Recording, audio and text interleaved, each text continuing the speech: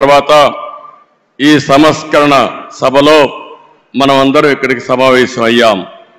మనం చేయగలిగేది నివాళులు అర్పించడం, ఆయన స్ఫూర్తిని గుర్తుపెట్టుకోవడం, అదే స్ఫూర్తి భావితరాలకు అందించవలసిన బాధ్యత మనందరికీ ఉంది. రామోజీరావు గారిని చూస్తే ఇదే జిల్లా, ఇదే ప్రాంతంలో పుట్టారు. పెదపారపూడి, ఒక చిన్న గ్రామం, మామూలు కుటుంబం. కానీ ఒక వ్యక్తి అచంచలమైన విశ్వాసంతో ఏ విధంగా ఎదిగాడో దానికి ఒక ఉదాహరణ రామోజీరావు గారు అని చెప్పి కూడా నేను మీకు తెలియజేస్తున్నా. ఒకే ఒక ఎన్టీఆర్ ఉంటాడు, ఒకే ఒక రామోజీరావు గారు ఉంటారు. వారిని ఎవ్వరు కూడా జీవితంలో అధిగమించలేరు, అది ఎవరికి సాధ్యం కాదు. అలాంటి ఒక అసాధారణ శక్తి. ఆయన ఒక వ్యక్తి కాదు, ఒక వ్యవస్థ. అలాంటి వ్యవస్థను నిర్మాణం చేసిన వ్యక్తి రామోజీరావు గారు. ఆయన ఒకసారి చూస్తే ఏ రంగం తీసుకున్నా ఆ రంగంలో నెంబర్ 1గా ఉండడం, ఏ రంగం తీసుకున్నా దాన్ని మెగా స్కేల్లో ఆలోచించడం, ఇంకొక పక్కన అందులో ఏది చూసినా కూడా ఒక పద్ధతి ప్రకారం నీతి నిజాయితీకి ప్రతిరూపం రామోజీరావు గారు అని చెప్పి నేను మీకు తెలియజేస్తున్నా. ఇంకొక పక్క ఏ కార్యక్రమం చేసినా ప్రజాహితాన్ని దృష్టిలో పెట్టుకుని ప్రజాస్వామ్యాన్ని కాపాడుతూనే రాజీ లేని పోరాటం చేసిన పోరాట యోధుడు రామోజీరావు గారు అని చెప్పి కూడా నేను మీకు తెలియజేస్తున్నా. ఈరోజు ఆయన ఏ రంగం తీసినా మీరు చూస్తే, వ్యాపారాలు చేసినా, సినీ రంగం చూసినా, సేవా రంగం చూసినా, పత్రికా రంగంలో చూసినా ఆయనే సాటి. అలాంటి బృహత్తరమైన కార్యక్రమాలు చేసిన వ్యక్తి రామోజీరావు గారు. ఆయన మీడియాలో చేసిన కృషికి మీరు చూస్తే అనేక అవార్డులు వచ్చాయి. బీడీ గోయంక కానీ, యుద్ధ వీరు కానీ, ఇలాంటి అవార్డ్స్ అన్నీ వచ్చాయి. ఇది కాకుండా మీరు ఒకసారి చూస్తే అనేక యూనివర్సిటీలు గౌరవ డాక్టరేట్లు ఇచ్చారు. కడాన గవర్నమెంట్ ఆఫ్ ఇండియా అత్యంత ఉన్నత పురస్కారం పద్మ విభూషణ్ ఇచ్చి గౌరవించారు. ఈ గౌరవం మీరు మనందరం కూడా గుర్తుపెట్టుకోవాల్సింది. ఆయన చేసిన సేవలను గుర్తుపెట్టుకొని, సమాజానికి ఆయన చేసిన కాంట్రిబ్యూషన్ గుర్తుపెట్టుకొని ఈ అవార్డ్స్ వచ్చాయని చెప్పి కూడా నేను మీకు తెలియజేస్తున్నాను. ఇంకొక పక్క ఇప్పటికి మనం చూస్తే 1962లో మొట్టమొదటిసారిగా మార్గదర్శిని పెట్టాడు. అంటే 62 సంవత్సరాల కంటే ముందు పెట్టాడు. ఎన్నో రంగాల్లో అనేక సమస్యలు వస్తాయి, కానీ ఈ రోజుకి ఎప్పటికీ మార్గదర్శిని దాన్ని ఎవ్వరు కూడా ఒక్క అపవాదేసే పరిస్థితిలో లేరు. ఎన్నో ప్రభుత్వాలు ప్రయత్నం చేశాయి, దెబ్బతీయాలని ప్రయత్నం చేశాయి. అదే సమయంలో మీరు ఒకసారి ఆలోచిస్తే, ఎవరైతే మార్గదర్శిలో షేర్ హోల్డర్స్ ఉంటారో, పెట్టుబడి పెడతారో, వాళ్ళందరినీ ఏదో ఒక విధంగా బెదిరించాలని, నమ్మకాన్ని పోగొట్టాలని ప్రయత్నం చేశారు. కానీ ఎన్ని క్రైసిస్ వచ్చినా మొత్తం షేర్ హోల్డర్స్ అంతా, పెట్టుబడి పెట్టిన ప్రతి ఒక్క వ్యక్తి రామోజీరావు గారితో ఉన్నారంటే అది ఆయన సాధించిన విశ్వాసం, ఆయన క్రెడిబిలిటీ. ఆ విషయాన్ని మనం గుర్తుపెట్టుకోవాల్సిన అవసరం ఉంది. రెండోది, ఆయన వ్యాపారం కోసం ఆలోచించలేదు, సమాజం కోసం ఆలోచించాడు. అందుకే 1969లో అన్నదాత పేపర్ తీసుకొచ్చాడు. మొట్టమొదటిగా మీడియా పెట్టక మునుపు అన్నదాత పేపర్ మ్యాగజైన్ తీసుకొచ్చి తద్వారా రైతులకు మెరుగైన సేవలు అందించడం కోసం ఎనలేని కృషి చేసిన వ్యక్తి. ఇకపోతే 1974 ఆగస్టు 10న ఈనాడు తీసుకొచ్చాడు. విశాఖపట్నంలో మొట్టమొదటి ఎడిషన్ పెట్టాడు. మామూలుగా ఎవరైనా మీరు ఒకసారి చూస్తే ఒక ఎడిషన్ పెట్టిన తర్వాత సాటిస్ఫై అయ్యేవాళ్ళు. ఆయన ఈరోజు 5 దశాబ్దాలుగా ఈనాడు పేపర్ను అభివృద్ధి చేసిన విధానం చూస్తే ప్రజాగళంగా ఈరోజు ఈనాడు అనునిత్యం ప్రజా చైతన్యం కోసం పనిచేస్తా ఉంది. ఇంకో పక్క మీరు ఒక్కసారి ఆలోచిస్తే 22 ఎడిషన్స్ పెట్టి జిల్లా ఎడిషన్స్ తీసుకొచ్చి వినూత్నమైన ఆలోచనలతో ప్రజా సమస్యల్ని ఎక్కడికక్కడ ఎండగట్టి మేము రాజకీయాల్లో అపోజిషన్లో ఉంటే ఫైట్ చేస్తాం. రామోజీరావు గారు పత్రికా రంగంలో ఉండి ప్రజా సమస్యలపైన నిరంతరం పోరాటం చేసిన వ్యక్తి రామోజీరావు గారు అని చెప్పి నేను మీకు తెలియజేస్తున్నా. 40 సంవత్సరాలుగా నెంబర్ 1గా ఆ పేపర్ ఉందంటే దానికి ఎంత కార్యదీక్షత ఉంది, ఎంత కృషి చేశారో మనందరం గుర్తుపెట్టుకోవాల్సిన అవసరం ఉంది. ఇంకో పక్కన ఈరోజు మనం చూస్తున్నాం, కొన్ని వందల మంది జర్నలిస్టులు తయారు చేశాడు, కొన్ని వందల మంది సినిమా నటీనటులు తయారు చేశాడు, కళాకారులకు ప్రోత్సాహం ఇచ్చాడు, గాయని గాయకులను తయారు చేశాడు. ఇలాంటి అనేక కార్యక్రమాలు చేసిన వ్యక్తి రామోజీరావు గారు. ఇంకో పక్కన మీరు చూస్తే వ్యాపారంలో మన ఇండ్ల దగ్గర తయారు చేసే పచ్చళ్ళని ఉత్పత్తి చేసి 150 దేశాలకు ఎగుమతి చేస్తున్నాడంటే ఆయన ఆలోచించే విధానం అని చెప్పి కూడా నేను మీకు తెలియజేస్తున్నా. ఇంకో పక్క ఎలక్ట్రానిక్ మీడియా వచ్చినప్పుడు ఒకేసారి 7 ఛానల్స్ పెట్టాడు. ఉర్దూ ఛానల్ కూడా పెట్టారు. ఎవరైనా పెడితే ఒక ఛానల్ పెడతారు, కానీ ఏది ఆలోచించినా ఒక మెగా స్కేల్లో ఆలోచించి దాన్ని జయప్రదం చేసే వ్యక్తి రామోజీరావు గారు.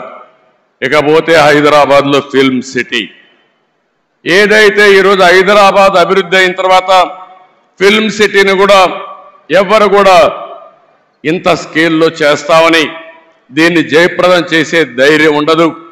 ధైర్యం చేయడమే కాదు, ఈరోజు ఎవరైనా హైదరాబాద్కు పోతే రామోజీ ఫిల్మ్ సిటీ చూడకుండా తిరిగి వచ్చే పరిస్థితి అంటే అది రామోజీరావు గారి కాంట్రిబ్యూషన్ అని చెప్పి కూడా నేను మీకు తెలియజేస్తున్నాను. ఇలాంటి మనం చూసినప్పుడు ఏదైనా ఒక విపత్తు వచ్చినప్పుడు సేవాభావంతో ముందుకు పోయారు. అనేక సందర్భాల్లో చూశాం. మన రాష్ట్రంలోనే కాకుండా వేరే రాష్ట్రాల్లో కూడా తుఫాన్ వచ్చినా ఇంకా ఏమైనా సమస్యలు వచ్చినా అక్కడ ముందుండి సేవలు అందించారు. పెదపారుపూడిలో కానీ తెలంగాణ నాగన్పల్లి గ్రామాలను దత్తత తీసుకుని ఒక 25 కోట్లు ఖర్చు పెట్టారు. కోవిడ్ సమయంలో 2 రాష్ట్రాల్లో ఒక 20 కోట్ల రూపాయలు ఖర్చు పెట్టి ప్రజలకు సేవలు అందించిన వ్యక్తి. ఇవన్నీ ఒక ఎత్తు అయితే నేను ఆయన 40 సంవత్సరాలుగా క్లోజ్గా చూశాను. భయం అనేది ఆయన జీవితంలో లేదు, పోరాటం అనేది ఆయన జీవితంలో ఒక భాగం. ఏ విషయంలో చూసినా రాజీ లేకుండా పోరాడాడు. మీడియాను పెట్టుకుని చాలా మంది ఒకసారి ఆలోచిస్తే ఎవరికైనా రాజకీయాల్లో ఉండే మాకు కానీ, పత్రికలు రన్ చేసే పత్రికలు కానీ, మీడియా రన్ చేసే వ్యక్తులకు కానీ, సినిమాలకు కానీ ఎప్పుడు కూడా క్రెడిబిలిటీ ఒకటి ఉంటుంది, విశ్వసనీయత ఒకటి ఉంటుంది. అందుకే ఎన్టీ రామారావు గారు తెలుగు జాతి ఉన్నంత వరకు నెంబర్ 1గా ఎట్టుంటారో ఈ రాష్ట్రానికి సేవలు అందించిన వ్యక్తిగా తెలుగు జాతి శాశ్వతంగా గుర్తుపెట్టుకునే వ్యక్తి రామోజీరావు గారు అని చెప్పి నేను మీకు తెలియజేస్తున్నా. ఈరోజు ఇంకొక పక్కన మీరు ఆలోచిస్తే ఎక్కడికక్కడ రేటింగుల కోసం పోరాడే రోజులు, మ్యానిపులేషన్ చేస్తూ అధికార పార్టీ ఏ పార్టీ ఉంటే ఆ పార్టీ దగ్గరికి పోయి పనులు చేసుకునే రోజుల్లో నేను చూశాను ఆయన్ని. నేను పర్సనల్గా వ్యక్తిగతంగా ఆయనతో పరిచయం ఉంది. నా జీవితంలో నాకు ఒక్క పని, ఈ ఐఏఎస్ ఆఫీసర్ని ట్రాన్స్ఫర్ చేయమనో, ఈ వ్యక్తికి మంత్రి పదవి ఇవ్వమనో, ఈ వ్యక్తికి ఎమ్మెల్యే ఇవ్వమనో ఎక్కడా చెప్పలేదంటే అది రామోజీరావు గారి యొక్క నీతి నిజాయితీ. విలువల కోసం బ్రతికాడు, ప్రజల కోసం పోరాటాలు చేశాడు. ఎప్పటికప్పుడు ప్రజాస్వామ్యం అపహాస్యమైనప్పుడు నా వంతు బాధ్యతగా నేనున్నానని ముందుకొచ్చి పోరాటం చేసిన వ్యక్తి రామోజీరావు గారు అని చెప్పి నేను మీకు తెలియజేస్తున్నా. చాలా మంది పదవులు ఉంటే సేవ చేస్తాం అనుకుంటాం. రామోజీరావు గారు ఎప్పుడు కూడా పదవులు కాదు, ప్రజా చైతన్యంతో ప్రజలకు మేలైన పరిపాలన ఇచ్చి మేలైనటువంటి సేవలు అందిస్తామని నిరూపించిన వ్యక్తి. 82లో మనం చూసాం. ఎన్టీ రామారావు గారు పార్టీ పెట్టే సమయంలో మీరు ఒక్కసారి ఆలోచిస్తే అప్పటి వరకు కాంగ్రెస్ పార్టీకి ప్రత్యామ్నాయమే లేదు. ఒక ప్రత్యామ్నాయం కావాలని ఆలోచించి 9 నెలల్లో ఎన్టీ రామారావు గారు అధికారంలోకి వచ్చారంటే అందులో ప్రముఖ పాత్ర రామోజీరావు గారికి ఉందని చెప్పి కూడా నేను మీకు తెలియజేస్తున్నా. అక్కడి నుంచి ఆగస్టు క్రైసిస్ వస్తే ఆ రోజు కూడా ప్రజాస్వామ్యాన్ని కాపాడడం కోసం రాజీ లేని పోరాటం చేశాడు. ఇలాంటి పోరాటాలు చేసి ఓసారి అనిపిస్తుంది మనందరికీ ప్రజాస్వామ్యంలో పత్రికలకు స్వేచ్ఛ ఉంది. 4th ఎస్టేట్ అని మనం అందరం మాట్లాడుతున్నాం. శాసనసభ చట్టసభలు, అదే సమయంలో కార్యనిర్వాహక వర్గం, ఐఏఎస్ ఆఫీసర్లు, ఆ తర్వాత ఎక్కడికక్కడ జ్యుడిషియరీ, ఇంకో పక్కన పత్రిక, మీడియా 4th ఎస్టేట్గా ఉంటుంది. ఒకసారి ఇదే మారిగా ఆయన వార్తలు రాస్తే కంటెంప్ట్ ఇచ్చి కౌన్సిల్ ఆయన రప్పించాలంటే పోరాడి తల ఒగ్గకుండా సుప్రీంకోర్టు వరకు పోయి ఆయన చేసింది రైట్ అని నిరూపించిన వ్యక్తి రామోజీరావు గారు అని చెప్పి నేను మీకు తెలియజేస్తున్నా. ఇంకో పక్క మార్గదర్శి పైన ఎన్నో కేసులు పెట్టారు, ఎన్నో విధాలుగా హింసించారు. కానీ ఆయన జీవితంలో నేను చూసింది ఒకే మాట అన్నాడు, నేను సంపాదించిన ఆస్తులివి, నేను ప్రజల కోసం పోరాడుతున్నాను, అవసరమైతే ప్రతి ఒక్క ఆస్తి పోయినా నేను రాజీ పడనని చెప్పి పోరాడిన వ్యక్తి రామోజీరావు గారు అని చెప్పి నేను మీకు తెలియజేస్తున్నా. చాలా మంది భయపడిపోతాం, కానీ ఆ భయం అనేది తెలియని వ్యక్తి 86 సంవత్సరాల వయసులో బెడ్ మీద నుంచి ఎక్కడికక్కడ ప్రజలకు న్యాయం జరగాలని ముందుకు వచ్చిన వ్యక్తి అని చెప్పి నేను మీకు తెలియజేస్తున్నా. నేను ఆయన చూసి నేర్చుకునేది ఒకటే. ఆ రోజు హైదరాబాద్లో నేను ముఖ్యమంత్రి అయినప్పుడు వినూత్నమైన విధంగా సైబరాబాద్ డెవలప్ చేయడం, అనేక కార్యక్రమాలు చేశాను. ఆ రోజు ఆయన పూర్తిగా ఆలోచనలన్నీ భాగం పంచుకుని ఈరోజు హైదరాబాద్లో జరిగిన అభివృద్ధిలో ఆయన ఆలోచనలున్నాయి, ఆయన స్ఫూర్తి ఉంది. ఆ తర్వాత అమరావతి వచ్చినప్పుడు నేను ఏ పేరు పెట్టాలని ఆలోచించినప్పుడు ఆయన ఒక రీసెర్చ్ చేసి మీరు ఏ పేరంటే ఆ పేరు పెడితే కరెక్ట్గా రాదు, అమరావతిని పేరు పెట్టండి, దీనికి జస్టిఫికేషన్ ఇదని చెప్పి నాకు ఒక రీసెర్చ్ చేసి రీసెర్చ్ పేపర్ పంపించిన వ్యక్తి రామోజీరావు గారు అని చెప్పి నేను మీకు తెలియజేస్తున్నా. అది పేరు పెట్టిన తర్వాత నేను చూస్తే ప్రపంచం అంతా కూడా అమరావతి అంటే మారుమోగింది, బ్రహ్మాండంగా ఆమోదం వచ్చింది. నాకే ఆశ్చర్యం వేసింది. అలాంటి 100కి 100% ప్రజలు ఆమోదించిన నగరం మన అమరావతి. 5 సంవత్సరాలు ఇబ్బంది పడింది, కానీ ఏమాత్రం అనుమానం లేదు, మళ్ళీ అమరావతి దశ దిశ మారుతుంది. ఈ అమరావతి నగరం తెలుగు జాతి ఉజ్వల భవిష్యత్తుకు నాంది పలుకుతుందని చెప్పి కూడా నేను మీకు తెలియజేస్తున్నాను. అలాంటి సందర్భాలు చాలా ఉన్నాయి రామోజీరావు గారితో. ఆయన అందరికీ సజెషన్స్ ఇస్తారు. ఎవరు ఆయన దగ్గర పోయి ఆయన ఎవరిని పిలవడు. నేను చూసింది ఆయన జీవితంలో ఎవరు రావాలని కోరుకోడు, కానీ ఎవరైనా వస్తే తగిన గౌరవం ఇవ్వడం, ఫ్రాంక్గా ఆయనకు తోచిన అభిప్రాయాలు చెప్పడం ఆయనకు అలవాటు. ఇంకొక పక్కన పేపర్లో మీరు చూస్తారు, కొన్ని పేపర్లు వేరే పార్టీలు ఉంటే వార్తలు అయ్యారు, కానీ రామోజీరావు గారు మాత్రం ప్రతి ఒక్క పార్టీకి ప్రతి ఒక్క నాయకుడికి వారి సంఖ్యాబలాన్ని బట్టి ప్రజాస్వామ్య విలువలకు గౌరవం ఇచ్చి కవరేజ్ వరకు ఎక్కడా తప్పు చేయడు. ఆయన అభిప్రాయాలుంటే ఎడిటోరియల్ పేజీలో చెప్తాడు తప్ప, లేకపోతే ఎప్పుడన్నా అవసరమైతే ఇది తప్పని ఎండగడతాడు తప్ప అవతల వ్యక్తులు చెప్పిన విషయాల్ని ఎక్కడా కట్ చేసిన సందర్భాలు లేవు. అలాంటి వ్యక్తి నా జీవితంలో నా మీద ఎన్నో వార్తలు రాస్తే ఒక్కరోజు కూడా ఒకే మాట అన్నారు, మీరు రాజకీయాల్లో ఉన్నారు, నేను ఈరోజు పత్రికా రంగంలో ఉన్నాను. మన ఇద్దరం కలిసినా, మీరు ఎన్నిసార్లు కలిసినా నా స్వేచ్ఛకు భంగం రాకూడదు, మీ స్వేచ్ఛకు కూడా భంగం కలిగించను. నేను మిమ్మల్ని ఏమి అడగను, నన్ను మీరేం అడగద్దని చెప్పి 40 సంవత్సరాలు నమ్మిన సిద్ధాంతం కోసం పనిచేసిన వ్యక్తి రామోజీరావు గారు అని చెప్పి కూడా నేను మీకు తెలియజేస్తున్నా. అలాంటి మహనీయుడు, రాష్ట్రం కోసం పాటుపడిన వ్యక్తి, విలువల కోసం ప్రతిరోజు పనిచేసిన వ్యక్తి. ఓసారి అనిపిస్తుంది చేసిన వ్యక్తి ఆయన ఒకటే చెప్పాడు, నేను చనిపోవడం తథ్యం, నేను చనిపోయిన తర్వాత కూడా రామోజీరావు గారు ఏం చేశారో ప్రజలు గుర్తించే విధంగా స్ఫూర్తిదాయకమైన జీవితం చేయాలనేది రామోజీరావు గారి ఆకాంక్ష.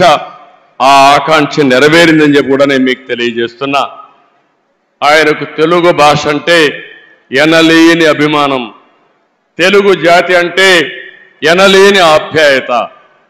ఎప్పుడు కూడా తెలుగు జాతి బాగుండాలని, భారతదేశం బాగుండాలని, విలువలతో కూడిన సమాజం ఉండాలని నిరంతరం కోరుకున్న వ్యక్తి రామోజీరావు గారు. ఇప్పుడే కొంతమంది మాట్లాడుతూ చెప్పారు, రాజమౌళి లాంటి వ్యక్తులు కూడా మాట్లాడుతూ ఒక మాట అన్నారు, ఆయన చేయాల్సిందంతా చేశారు, మనమేం చేయాలి? ఈ సందర్భంగా ఆంధ్రప్రదేశ్లో ఉండే, తెలంగాణలో ఉండే తెలుగు వారందరికీ విజ్ఞప్తి చేస్తున్నా, మనం కోరుకునేది తెలుగు జాతికి ఆయన చేసిన సేవల కోసం ఈ వ్యవస్థ చిరస్థాయిగా ఉండాల్సిన అవసరం ఉంది, ఈ లెగసీని కంటిన్యూ చేయాల్సిన అవసరం ఉంది. అందుకే కిరణ్ గారిని, వారి కుటుంబ సభ్యులను కోరుతున్నా. అదే మరి వారి పిల్లలు ఉన్నారు ఇక్కడ.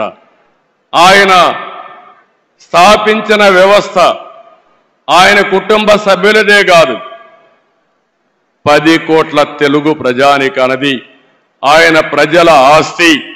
అలాంటి ఆయన స్థాపించిన వ్యవస్థల్ని భావితరాలకు అందించే బాధ్యత వారు తీసుకుంటే, మనందరం కలిసి ఆయన స్ఫూర్తి ఎల్లప్పుడూ తెలుగు జాతిలో ఉండే విధంగా మనం ఆలోచించాల్సిన అవసరం ఉంది.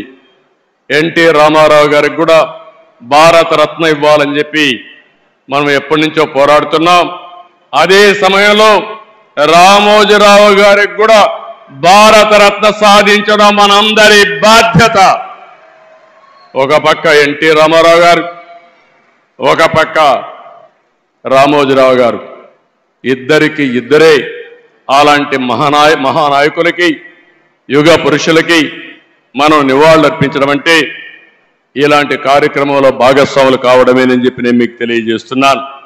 ఇది కాకుండా అమరావతి ఆయన పెట్టిన పేరు, ఆయన ఇచ్చినటువంటి ఆ రోజు సలహా, ఈరోజు నేను ఆలోచిస్తున్నాను, అమరావతిలో రామోజీ విజ్ఞాన్ కేంద్రంగా పెట్టి, ఢిల్లీలో విజ్ఞాన్ భవన్ ఏ విధంగా అయితే ఉందో, కాన్ఫరెన్సెస్ కానీ, రీసెర్చ్ కానీ, ప్రభుత్వం చేసే కార్యక్రమాలన్నీ అక్కడ చేసే విధంగా తప్పకుండా తగిన రీతిన ఒక మంచి కేంద్రం తయారు చేసి దానికి రామోజీరావు గారి పేరు నామకరణం చేస్తామని చెప్పి కూడా మీ అందరికీ విజ్ఞప్తి చేస్తున్నాం.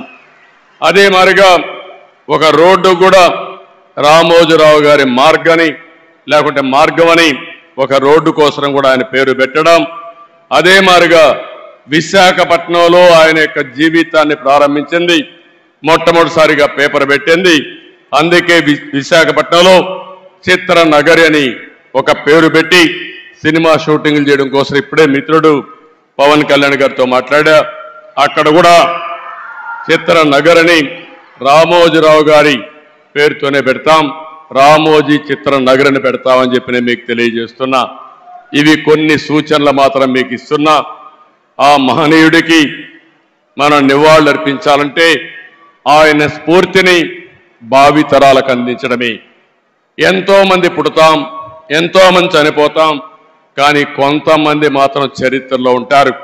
అలాంటి చరిత్రలో చిరస్థాయిగా నిలిచిపోయే వ్యక్తి రామోజీరావు గారు. అలాంటి వ్యక్తి సంస్కరణ సభ చేయడం నా అదృష్టంగా నేను భావిస్తున్నాను. ఆ రోజు ఎన్టీ రామారావు గారు చనిపోయినప్పుడు మెమోరియల్ కట్టాం, ఎన్టీఆర్ మెమోరియల్ కట్టాం. అది శాశ్వతంగా ఉంది. ఈరోజు రామోజీరావు గారికి కూడా అలాంటి గుర్తింపు ఇవ్వాల్సిన బాధ్యత మన మీద ఉంది. మీరు కూడా సజెషన్స్ ఇవ్వండి. తొందరలోనే వారి కుటుంబ సభ్యులతో కూడా మాట్లాడి ఆయనకు తగిన విధంగా గుర్తింపు ఉండే విధంగా, ప్రజలు గుర్తుండే విధంగా చేస్తారని చెప్పి తెలియజేసుకుంటూ, కుటుంబ సభ్యులందరికీ ప్రగాఢ సానుభూతి తెలియజేస్తూ, వారు ధైర్యంగా ముందుకు పోయి లెగసీ కంటిన్యూ చేయాలని చెప్పి కోరుకుంటూ, ఇంకొక పక్క ఆయన ఆత్మకు శాంతి కలగాలని భగవంతుని మరొక్కసారి ప్రార్థిస్తూ అందరికీ నమస్కారాలు. జై హింద్.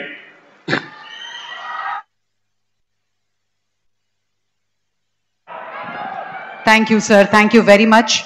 మీరు ప్రతి ప్రసంగంలోనూ స్ఫూర్తిదాయకంగా మాట్లాడతారు. ఈరోజు మాట్లాడిన మాటలు చాలా అమూల్యమైనవి. ఒకే ఒక ఎన్టీఆర్, ఒకే ఒక రామోజీరావు గారు, అలాగే మీ అభిమానులకు మా అందరికీ ఒకే ఒక చంద్రబాబు నాయుడు గారు రాష్ట్రాన్ని ముందుకు తీసుకెళ్ళడానికి, సంక్షేమం అభివృద్ధి చేయడానికి. ఈ సందర్భాన మేడం శైలజా కిరణ్ గారి చేతుల మీదుగా రాష్ట్ర ప్రభుత్వానికి 10 కోట్ల చెక్ని అందించబోతున్నారు. As a part of Ramoji foundation corporate social responsibility ఇప్పటి వరకు 110 కోట్ల సిఎస్ఆర్ ప్రాజెక్ట్స్ని చేపట్టడం జరిగింది. అటు తెలంగాణలో, ఆంధ్రాలో కూడా గ్రామాల్ని దత్తత తీసుకుని అక్కడ కావాల్సిన ఏర్పాట్లన్నీ చూస్తున్నటువంటి రామోజీ ఫౌండేషన్ ద్వారా